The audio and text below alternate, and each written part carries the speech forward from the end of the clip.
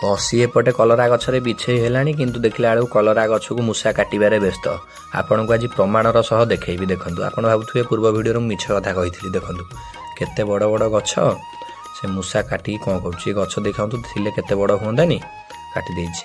କେତେ ବଡ଼ ବଡ଼ କଲରା ହେଲାଣି। ଗଛ କଟିଲେ ମନ ଦୁଃଖ ହେବ ନାହିଁ। ଦେଖନ୍ତୁ 10-12 ବୁଦା କାଟିଛି।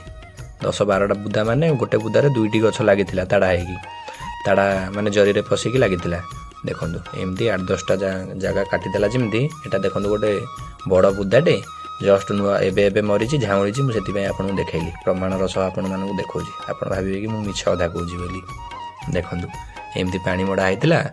ଆଜି ଔଷଧ ପଡ଼ୁଛି। ଗୋଟେ ମାନେ ଯେଉଁ ବୁଦା ଗୁଡ଼ିକ ଅଛି କିନ୍ତୁ ଭଲ ହେଇଛି, କଷି ମଧ୍ୟ ବହୁତ ପରିମାଣରେ ପଡ଼ିଲାଣି, କଲରା ଗୋଟେ ଗୋଟେ ହେଲାଣି।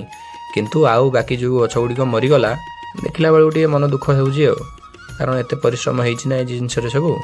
ଆଉ ଗଛ ଯଦି ମରିଯିବ ଦୁଃଖ ଲାଗିବନି କି?